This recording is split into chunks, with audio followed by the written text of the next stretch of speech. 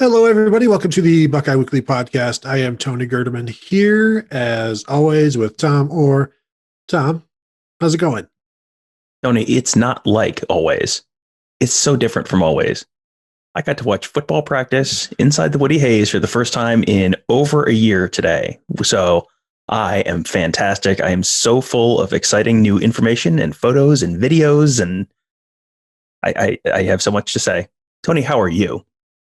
Well, I'm doing also. I'm doing well. I did not get to watch practice today. This is our split squad session where I went on Friday, you went on today, and so you got to see a few more periods of practice than I did. We were there for, I believe, 23 minutes is what Jerry Emick said. Sounds like you guys got to watch a few more periods, got to see some red zone stuff, some actual quarterbacks throwing the ball, which kind of annoys me, but that's okay, Tom. We're not keeping score on who got to see more, or who got to see what, or who has more information. Because while you were there, you shot photos, you took a bunch of video, and while you were doing all of that, Tom, now I need to hear all of your impressions about what you saw. Because if you're there, you should have seen everything. I did. And, it was wonderful to be able to do all of those things and sort of juggle all of these different responsibilities. Because normally when both of us are there, we would have, hey, Tony, you shoot the videos. Okay, Tom, you shoot the photos. And we'll divide hey, we'll go compare notes halfway through. Because of COVID, they had a very limited number of people that could be inside the building. So it was 15 people on Friday, 15 people on Monday. So pretty much all the outlets that had multiple people sent one person on Friday and one person on Monday. And so you got to see a little bit, but you didn't have your normal division of work responsibilities. So, I had video recording on a tripod, one spot. I'm trying to shoot photos, sometimes of the same stuff, sometimes of different stuff. And I uploaded all the videos this morning before we could post them publicly and had them posted privately on YouTube. And I said, why don't you watch this and see what I missed while I was doing all the other stuff? Because, I have video. I have no opinions on a lot of this stuff, but I have video of all of it. It's a lot like if you're a one-man band and you're doing all of the drumming and all of the playing the guitar, and people are like, the singing is a little off key. Like, you should really, I mean, I'd prefer if you were a better singer. It's like, well, I can only do so much. I can only do so much well. And it is a lot. It's an entire football field inside there, and there's 7 different areas of things being worked on. And the thing is, like, you're trying to see everything. And while looking at everything, you see nothing unless you just focus on one thing and block everything else out. And so that's the only way to see it, is just to just look at one spot, see what's going on. And then you lose focus on everything else. And people are like, hey, did you notice if so-and-so was there? And you're like, I never made it that far. I was just trying to lock in on what I was watching, and it's tough. It is tough. And let me reiterate what a delight it was to be there, and how wonderful it was to see all that we did get to see, because it felt like this was so much more information than we've had at any point outside of literally just the, 8 games they played last year. More than we have had, more information than we've had at any point since probably the season before that. We got to watch the first spring practice last year, so that would be it. But yeah, we got to watch the first 6 periods of practice, which is some stretching and some punt and that kind of stuff. But they do individual drills. We even got to go outside for one period. They went from indoor to outdoor. So there was a bunch to see. But you're right. I mean, it is kind of chaotic, because there's, when they're doing individual drills, there's like 7 things going on in the field in different spots. And it's like, well, do I want to go watch the defensive linemen? Do I want to watch the running backs? Do I want to watch the quarterbacks? Do I want to watch the wide receivers? Because sometimes they're working together, but a lot of times they're just working on their own stuff. And I did take it slightly personally. I was like, all right, well, I got to get stuff for the quarterbacks, because everyone's going to want to see the quarterbacks. So I went down to one end of the field right at the end of one period, and then the quarterbacks went to the other end of the field. So I was like, all right, well, I'm going to shoot something that's down here, and then I'll go to the other end of the field and get the quarterbacks next. And then when I went to the other end of the field, the quarterbacks went back the other. I was like, come on, Corey Dennis, what do you have against me? Come on. But no, it was great. It was, there is a lot to see, but yeah, it's funny because you're looking and it's like, okay, like for photos, we need photos of all the new guys. So I have lots of photos. I can tell you all about Cam Martinez's day. But it was like about 3/4 of the way through, I was like, I don't know if I've seen Chris Olave today. Like, no, Chris Olave was still out. He was still out with an illness. But you're just, I kind of had this mental list of here's all the guys we need photos of, and we got photos of pretty much all of them. But then it's like, oh yeah, Chris Olave, that guy. You may remember him. He was the guy that Dallas Gant said was going to be really good. Totally no-showed 2 practices in a row. So I don't know. and before people go crazy, he's dealing with an illness, according to Ryan Day. So just don't get too worked up over that. But it is, and you'll have like the tight ends and the linebackers always, not always, but generally work on like they've been working on the far side of the field, but on the other side of the field. So you can't, it's hard to look through other position groups to see those guys and see what's going on. And so it's almost like entire positions just get completely wiped out as you're watching stuff, because you can't focus on that stuff when there's so much other stuff happening in front of you and you're so far away, and good luck shooting it. And especially when it's outside and it's 4 fields away or whatever. Or when they go, when we used to go outside and the quarterbacks would be on the far side of the other end zone from where we were. And it's just like, yes, we know you hate the media. You don't have to tell us. We can tell.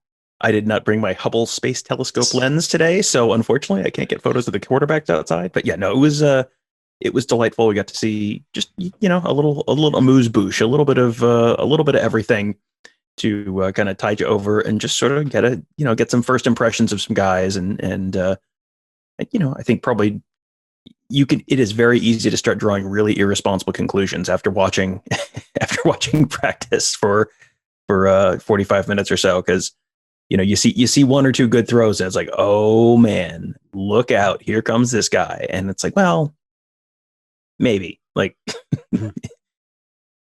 and for our listeners, an amuse-bouche is like an appetizer, because Tom is fancy and he throws around fancy words, and I know our listeners are not fancy. I did that solely to get you to ask what it was, so I'm really impressed that you knew what it was. That was good. I watch Top Chef. I know what's going on. So Tom, what were some of your impressions today? You got to see practice. Don't waste that opportunity. Tell us what you saw. Tell us how things are going to go. Who is the starting quarterback? Well, if you listened to the morning scoop on Tuesday, you would have heard, or Monday morning with Nevada Buck. We went through that whole question, and that sounds like that race is tightening quite a bit. But I was very impressed with Kyle McCord on Monday morning. He was, again, there is extreme danger in drawing too many conclusions from the extremely limited sample size. And, we get to watch a red zone drill, for example. And sometimes Kyle McCord was standing next to like Mayan Williams. And sometimes Kyle McCord was standing next to like a walk-on, and so, and CJ Stroud is throwing to a walk-on, and then he's throwing to Garrett Wilson. And it's like, they're just kind of like rolling guys through. And the other side of that is sometimes Garrett Wilson is going up against a walk-on defensive back. Like, they're just kind of rolling guys through. So you can't draw any like crazy conclusions there. But Kyle McCord looked pretty darn good. Kyle McCord had a rope to Jeremy Ruckert that was right at the near sideline. This is all in that video that there's a video of a red zone drill that it's posted at the YouTube channel on YouTube, Buckeye Scoop YouTube channel, youtube.com/Buckeye Scoop. You can also watch that whole page. It's also on the front page of BuckeyeScoop.com. Yep. So yeah, you can find that video, and you can tell me if I'm right. But there were some really impressive throws from Kyle McCord. I came away very, very impressed with him.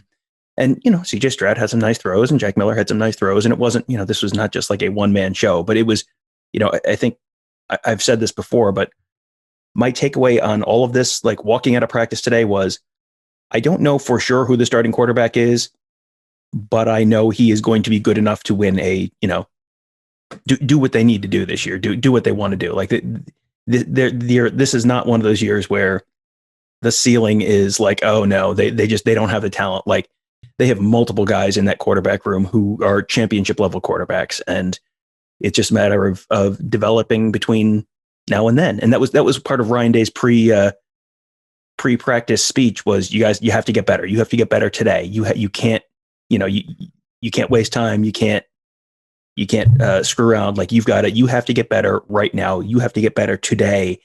And I mean, those practices are always extremely lively, but it was an impressive practice, and I came away thinking like, yeah, good news. They have some quarterbacks on this team. Well, you asked me after I saw Friday's practice on our bonus show. And of course, this is not a bonus show today. This is our Tuesday show. Just to throw that out there for everybody. This show right now will be our Tuesday show. As I have a train behind me. Go Purdue. Did you see any, like you asked me if I saw any massive differences between the quarterbacks like we did in 2019 with Baldwin and Fields? And I didn't see any real significant, like you can tell which ball is which without seeing who threw it. I think, did you have that same like? Yeah, I walked away thinking these are three quarterbacks who are very much in the same, the same tier of quarterback, and that is a pretty good tier of quarterback, especially for guys who are this early in their careers, relatively speaking. So, yeah, I don't like the Fields thing in 2019 when we were watching him, and you could just see the ball that he threw was just on a rope, and everyone else just had an arc on the ball because those were like 30-yard, 40-yard throws, and his were just on a line in a way that no one else's were. These were shorter throws by and large, so you don't necessarily have that same exact vantage point, but there was no one that was like, oh no, that guy's definitely running third. It was three guys who looked like, yep, this guy could start for Ohio State this year. Yeah, I completely agree. So that's that's fun getting to see some throws. We'll probably talk more about that on Tuesday's morning scoop. That is my guess. Yes, that sounds like you and I can compare notes on some spring practice stuff because having seen different practices, I feel like we have probably some and probably some different drills. I think we're gonna have some different views on where things stand right now. Certainly more knowledge than anybody listening. Well, depends on who's listening. I mean, we know Ryan Day listens, and he got to watch the rest of practice. So outside of Ryan Day, yes. I stand by my words. So I guess the biggest news coming out of practice is linebacker Mitchell Melton is out. Ryan Day said it was a long-term injury, which to me means he's out this year. He was on crutches. Didn't go into any detail on what the injury was, but it's been a rough spring for the Buckeyes in terms of injuries, and now you lose Melton. I'm gonna say for the year without really, we shouldn't speculate, but when Ryan Day says long-term injury and says they're gonna have to figure out what to do in preseason, that to me means like he's not part of the plan right now. Yeah, I mean, and he's on crutches, so it's a lower body injury. So either he broke his leg, or tore up his knee, or tore up his ankle, or blew out his Achilles. Like, I mean, and any of those are probably 6+ month injuries. So yeah, I think without knowing any firm facts other than Ryan Day said long term and he was on crutches, like I think it's probably safe to say will not be participating in fall camp very likely. And maybe you get him back middle of the year, maybe you don't. And he played, I think, the season opener on special teams last year and didn't see the field after that. So we'll see what happens with him. They're also without Dallas Gant, as we know, this spring. So these are two of your inside linebackers. And when I wrote about Melton's injury on the front page, I went through and I think they have maybe 5 inside linebackers right now that are practicing, assuming Kayvon Pope is inside at times and not still at Sam where he was last year. And he may still be at Sam, but he's a guy that can go inside because you're talking about, you've got Tommy Eichenberg, you've got Taraja Mitchell, you've got Cody Simon, Reed Carrico, and maybe Kayvon Pope. And then, of course, a slew of walk-ons that are getting tons of action, as you saw today, as I saw on Friday. So they're getting really pretty thin there. However, maybe 5 guys for 2 spots is kind of where things are shaking out when you consider maybe they're looking to do more nickel this year as a base, Tom, as my voice goes up. Yeah, I think that's pretty clear. Like that was one of my takeaways today was Craig Young is working with the safeties, working with the defensive backs. They're doing just kind of like backpedal, break on the ball, catching it, catch a ball that's thrown to you, or intercept it, run it back the other direction. That's another one of the drills you can watch on the on that post on the front page where I have video of him. He's working with them. He's not working with the linebackers. He is with the defensive backs. I think they are very much looking at him as a safety. And Day said, like, yeah, you can, that can basically be their base look if he wanted to. He can kind of be kind of a nickel / linebacker / safety. Bullet. But yeah, well, did Day actually say the word bullet? I don't know that anyone. I don't know that anyone on Friday yeah. though. Okay, I was going to say I don't know that anyone has actually said the word bullet other than the reporters asking about the bullet, the mysterious bullet. But it is. It seems to me like he is going to be a pretty big part of this defense. And again, like, this is practice 8 of the spring, and we're still kind of reading some tea leaves, and they were rolling all sorts of guys in and out. So that is not a final answer necessarily. But right now, my read on the situation is he is going to be a big part of that defense. And he looked like he had kind of dropped some weight. I couldn't remember. I agree.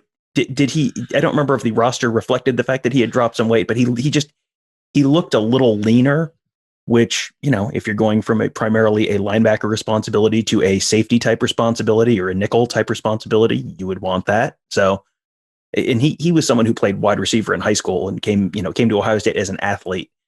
And, he was, I think, a track guy, maybe a hurdler. So he's got that, he's got the speed, he's got the quickness, he's got the explosiveness. So yeah, I think you're going to see a lot of him this fall. And that is, I think that's probably reflective of some of the hard lessons learned in 2020. Yeah, he was listed at 228 last year, down to 223 this year. Tom, do you remember when we did our spring bold predictions, which one of us, and it could have been either of us, could have been anybody, who had a bold prediction about Craig Young leaving spring camp as one of the biggest names and the biggest risers? Do you recall that at all, sir? Yeah, I'm pretty sure that was me. Next question. That's a lie. Yeah, I agree. I think that's the way it has to go. And is that your base? I guess it depends on, and Dave even talked a little bit about, it depends on time, situation, opponent. He did mention that Ronnie Hickman is also working there, Ryan Batch, walk-on, and then Court Williams when he comes back. Those are all guys who will be in that role, like him at safety, but can come down into the box and blitz, stop the run, do all of the things that we always thought they would. And remember, Tom, when we watched, I swear this is true, in 2019 when we watched, it was Brendan White was only at safety in the spring. I might have to go back and watch this, but we never really saw the bullet in the spring. We saw split safeties, if I recall. But and maybe rather than just me wonder, maybe I'll have to go back and find out for sure. But I seem to recall Brendan White being mostly at safety in the spring that year. That sounds right, because I feel like I don't remember thinking this is a major change. They've moved him from playing safety last year to linebacker this year. I think he was with the safeties. I think you're right about that. But yeah, again, I've watched a lot of Ohio State football practices and games since then. So, and as you said, there's a lot going on at all of them. So, yeah, Ryan Day was asked for his biggest concerns, and the biggest concerns remains the same that it was before the spring, and that's you just don't have a lot of guys with game experience, and you have to try to get them game experience in practice, which is really hard. And they scrimmaged on Friday. They'll scrimmage again on Saturday. They're going to four practices a week these last 2 weeks. It'll be I believe a Monday, Tuesday, Thursday, Saturday. I believe that's correct. Yes, this week and next. So they'll scrimmage on Saturday and the next 2 Saturdays, with the final Saturday being the spring game. They may get, maybe some more. And they're not going to try to do too much tackling and hitting right now, because they are down some guys and they've been losing some guys. But he did say most of these injuries are non-contact, which is also not good in terms of the when it's non-contact, that's usually not very good. Mm-hmm. And we saw, I think, saw some of that. You can even see some of that on the video of Kate Kashersky going down and just having to be dealt with, and who knows how serious, and you don't want to speculate, but these things just happen. And so the biggest concern is that just getting guys as much experience, as many reps. And the funny thing is, as you lose guys, younger guys get reps. So I guess they are getting a significant amount of reps. Just look at what Tommy Eichenberg and Cody Simon are able to do this spring, and they're not the only ones. So you're saying that Ryan Day is rooting for more injuries? Is that what I'm? Take that as a yes. No, I mean this is one of those. It's like a good news, bad news thing where if your concern is that your defensive backs and your linebackers and your quarterbacks haven't gotten enough reps, like, well, this is not the way you would like your young guys to get more reps, but some of the young guys are going to get a lot more reps this spring than they would otherwise. And you also have, they are like pretty clearly working on putting these guys in game type situations. There was a lot of 7-on-7 stuff that I got to watch this morning. They did one indoors where they did, the red zone drill where, the defensive line was like kicker Jake Siebert holding up a red pad, which is not the most intimidating pass rush they probably could muster on the Ohio State defense. But hey, if you want to get your quarterbacks and your linebackers and your defensive backs reps, like that's a way to get those guys a lot of reps and run through stuff real quickly. And then they were doing the same thing outside later, where again, it was kind of like a 7-on-7 thing. And you're getting these defensive backs and a lot of reps against the quarterbacks real quickly. I mean, it's like you got one set of wide receivers set on one side of the field, the quarterback's thrown to them. And then at the same time, there's another set of wide receivers already set. So it's not like you're not waiting for the next guy, those guys to run back down the field. It is just like rep. 5 seconds later, rep. 5 seconds later, rep. I mean, just step in and go. They really make them. I mean, they make you think like, oh, this must be a pretty efficient operation. Like they probably have put some time and planning into their practices. Like until you watch one of these things in person, like you have no idea the level of organization. And they will 30 seconds before the start of the next period, they will tell Quinn Temple is on the mic and going, all right, I didn't get to hear Minifield today. I felt a little cheated that he did not get to say Minifield. That was one of my favorite moments in spring practice. But no, hey, red zone next. Everyone down to the defensive end of the field, and everyone runs. No one's walking. Everyone's running down to the. There's no wasted movement. The drills, you've got the staff people, the GAs, whoever. It's all the managers. It's all preset, ready to go, and then boom, that period starts, and they are going. And it is really just logistically, it's really impressive to watch. But I mean, the big takeaway there is like every single one of these reps, they're doing them. There's no wasted time. They're doing the reps. They're going to watch the film. They're going to grade every single one of these reps, and that's going to be what ultimately ends up deciding who wins the starting job. It looks like absolute chaos when you've got so many different units on one field, and you've got all of these different staffers and interns and what have you, and running all over the place. But they all have directives, and it is impressive to watch. It's one of those things that you don't get to see, and that you should appreciate. Almost like I saw a page out of one of Ohio State's playbooks recently, and I believe it was 2 pages for one play and all of the different variables, and it's like memorizing an entire page of 2 pages of a Phil Steele magazine. That's like the print detail that we're talking about, and that's just one play, and all of the different aspects of the minutia, the as you said, the logistical aspect of all of it. It's not all that simple, and yet the best, I guess, make it look simple.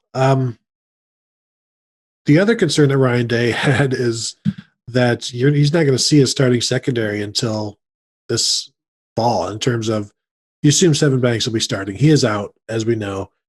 Cameron Brown, we don't know whether he's going to earn a starting job.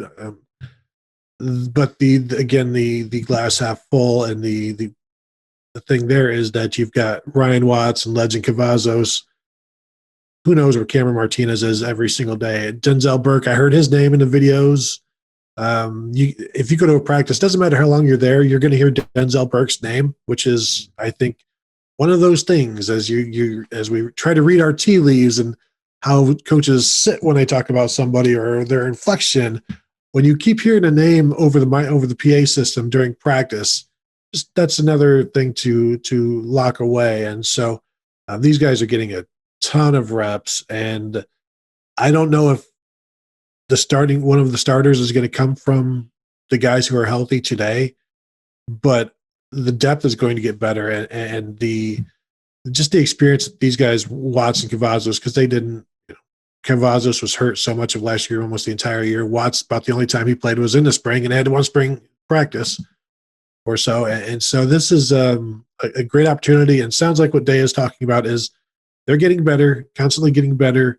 And then over these next 2 weeks, if they continue that, then they'll really be onto something as they head into the off season, the summer, and then into preseason camp. Yeah, I mean, as we said on the last show, like not having your two starting defensive back corner guys is not great going into the spring because neither of them is like a sure thing. But the other side is you're probably going to go into this fall a little more concerned about your top two than you would have otherwise been. But you might go into the fall a little more confident, or at least a little more certain where you stand with guys 3 through 7 or so there. I saw a lot of Cam Martinez today, like a lot of Cam Martinez. And, sometimes it's good and sometimes it's bad, but he was getting a lot of reps and he's going up against Emeka Egbuka on one play and Jackson Smith and Jigba on another play and maybe against Garrett Wilson at some point. And it's like, I mean, you are getting thrown into you're getting thrown to the wolves a little bit, but this is how you're going to get better. Because every time you're going against Jackson Smith and Jigba, you're going to get someone who's better than probably out of the 12 regular season games. And then I'm certainly, as we all know, they will play more than 12 games next season. But after at least those 12 regular season games, you're probably going against someone who's better than 10 to 11 of the people you're going to face on the field next fall. So, if you can get to the point where you're able to stand up with Jackson Smith and Jigba, you're probably pretty well positioned to do it in the fall against people who are not as good as Jackson Smith and Jigba. So that's going to maybe at least give Ryan Day a better sense for where he stands with some of those younger guys. Because I feel like they went into last year with Legend Cavazos was out for a while and, he was hurt and, they had this wonky practice schedule and Watts didn't get a chance to really get nearly the reps you would normally have. I don't know that they knew where they were with those guys really in October, other than we don't trust them yet. I haven't seen enough to trust them yet, basically, probably was more or less where they were. You're going to know. I think you're going to know one way or the other, for good or for bad. You're going to at least know going into this year where these guys stand. And, I think with as many reps as they're going to get, you should see some pretty significant improvement as the season gets closer. I find it interesting that after one practice, you see 30 minutes of one practice, you are off of the 12-game train, and you think they're going to at least go into the make a postseason game. That's fantastic. Liberty Bowl or bust, I guess, for you, right? Music City Bowl, sir. Music City Bowl. That's fantastic. I'm glad that you are now on the right side of the ledger there on whether or not there will be a postseason for the Buckeyes. One last thing that I wanted to talk about before we get out of here, before I leave it to you to finish up what we want to talk about. Ryan Day was asked about the defensive tackles and replacing Tommy Togiai. And, he went into who was there. Antoine Jackson is playing as good as he's played as a Buckeye. Jerron Cage is playing his best football. Tyleik Williams is flash, but needs to learn how to sustain. I mentioned Noah Potter has gotten some work inside. I don't assume that that's at nose, but it sure sounds like Taron Vincent at the 3-tech has picked up where Haskell Garrett left off last year. Haskell Garrett is out this spring. A couple of medical procedures. He'll be fine in the fall. That's the anticipation. This is just taking care of some stuff. But Taron Vincent is on pace for a breakout. He basically just, as Day said, gave himself over to Mickey Marotti and has, ever since he's done that, his game has improved. This happened, I don't know, in the last, I guess, offseason, perhaps. I don't know if he went into detail on when it happened, but he said he's probably the most improved defensive lineman. He's matured, and once he made that decision to get after it in the weight room, that's when he really took off. And it's interesting to me when we talk about Zach Harrison seeing what Tommy Togiai did, and then that leading to the NFL. Taron Vincent seeing maybe what Haskell Garrett was able to do in the course of 1 year, turn into an All-American, just and fully mature. And this is a guy, Taron Vincent, who has had expectations, and maybe as things don't come so easily, you have to figure out, well, this is maybe harder than I thought. So now I have to work harder to get to where I want to be. And it sounds like what he has done is exactly what Ohio State is looking for him to do. And if they have him and Haskell Garrett rotating in there at the 3 tech, and who knows what happens at the nose, just as last year was a concern inside for the Buckeyes and it turned into a strength, we may be seeing some similar things happening this year. Well, yeah, and Taron Vincent is one of those guys who came in. He was literally the number one defensive tackle in his class, 5-star player, son of a former NFL player, Troy Vincent. So you knew he, had been coached up properly on the game and knew, so I think he was someone who came in with a lot of people assuming like this guy's going to make a pretty immediate impact. Had a sack in the Big Ten championship game his freshman year, and then missed his whole sophomore year with a shoulder injury. Still wasn't 100% last year. So it's like everyone's sort of been waiting since 2018 for this to finally happen.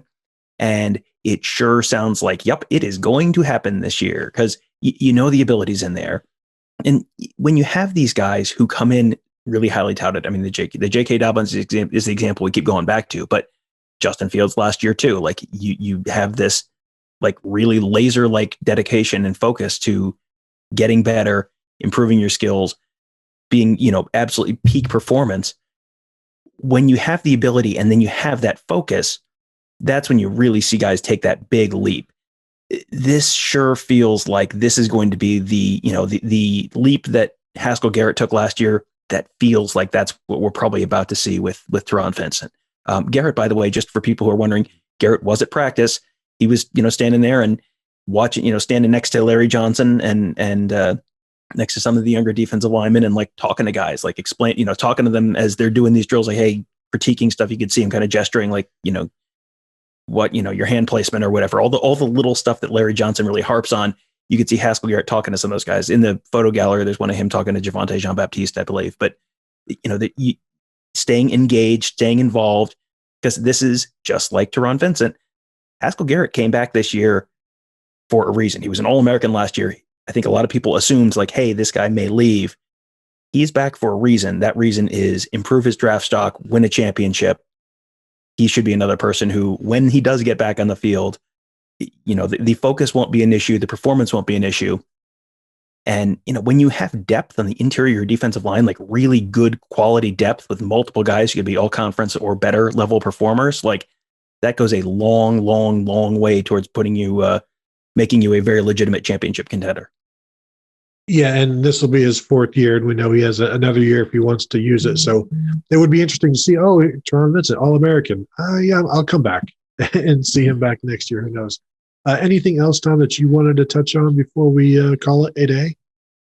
I think we've covered the big stuff from today. I'm sure we'll hit stop, and then I'll go, oh, yeah, I meant to say something or other. But, there's a lot going on. Like there's so much to watch and so much to see during all these practices that, I feel like we could, if we did a live podcast during the practice, I feel like we could just be talking constantly for however long we were in there and then still have a bunch of stuff to talk about afterwards. But,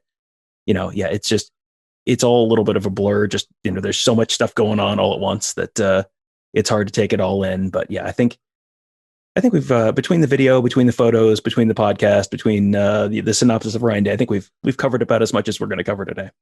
That's right. Good job. That's all you're going to get from us. You hear it? So yeah, that'll do it then. It was good to be out there watching it again, even if it was briefly. When I was there, it was very cold. Tom, you were there. It seemed pretty nice today, weather-wise. Actually, as you said, you got to go outside. Good for you. Nobody cares. I don't want to hear about it. So that will do it for today's show. As we said, this is Tuesday's show, so don't call us tomorrow. Hey, where's Tuesday's show? It's on Monday. And so I will get this up as quickly as I possibly can. That way you guys can have Tom's reaction to being at practice today like a fancy pants. And the quarterbacks are all fantastic, so get excited. The secondary, get scared. Everything in between, it should be fine. So as long as you got quarterbacks and no secondary, it's always going to be exciting. So we'll see what happens this season. I look forward to it. Tom, who's on the Morning Soup tomorrow? I believe that's going to be Tony Gerdeman, and we're going to be talking a little bit more in some other different topics on some of the stuff we got to see at practice. I'm just looking through some photos right now because I knew there was someone who had an interception on defense. I'm pretty sure it was Ryan Watts during the outside portion of practice. We were I knew someone had an interception. I'm like, I want to say who had the interception. It looks like Brian Watts. I have a bunch of pictures where he's kind of hunched over and very cruelly hiding his jersey number, but it looks like Brian Watts in the face. So, well, he's only 6'6". You should be able to tell. Well, he's hunched over, so he's like 5'10". So yeah, he was he had and because of the way we were standing on the practice field outside, there were a million people between us and the quarterback. So it's like someone just threw an interception. I don't know who, but Ryan Watts just intercepted it. So good for Ryan Watts. It is so fun trying to figure out who did what, and you're watching someone like walk back to the huddle. Are they dejected or are they happy? And but it's just fun to be out there. It's going to be out there. So thank you all for listening. Thank you for watching. I'm sure we'll talk to you again this week. We can't just do one show.